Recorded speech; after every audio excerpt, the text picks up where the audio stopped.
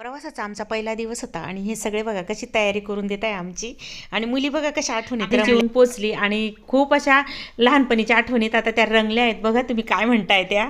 लहानपणी मम्मी आमची तयारी करून द्यायची सहलीला काय काय वेगवेगळं, आणि आज आम्ही तयारी करून देतो मम्मीला. माझ्यासाठी स्पेशल समोसे असायचे, समोसे, बटाट्याची भाजी, पुरी, आणि ते समोसे नरम व्हायचे टिफिन मध्ये आणि असे मस्त लागायचे. शंकर आणि खारे शंकरपाळे, गोड शंकरपाळे, व्हेरायटीज. आम्ही चाललो होतो नेपाळ ट्रिपला आणि मुली बघा आमची तयारी करून दिली छान.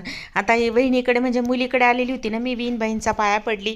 निघताना कसं मोठ्यांचा आशीर्वाद असावा, देवांचा आशीर्वाद घेतला, नातवांना भेटली आणि आमची गाडी आता निघालेली पुणे स्टेशनला. म्हणजे आम्ही रेल्वेने प्रवास करणार होतो आणि कसं आमची गाडी म्हणजे आमचे जावाई आणि मुलगी आम्हाला सोडवायला येणार होते. तर आता इथून प्रवास आमचा सुरू होणार होता, म्हणजे आता झालाच आहे जवळजवळ. आता इथे पोहोचलो तर आमच्या जवळ जे म्हणजे सोबत जे सहप्रवासी होते ना आमच्या या यात्रेमध्ये, ते सगळे एका ठिकाणी जमलो होतो आणि मस्त रेल्वेत बसलो, गप्पा टप्पा चालल्या. जवळजवळ 36 तासाचा प्रवास होता.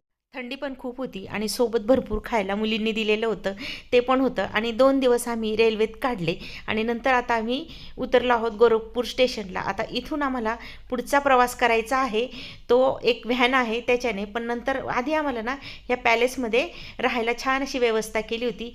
तर आता आजचा दिवस मस्त गेला. तुम्हाला कसा वाटला कमेंट करा.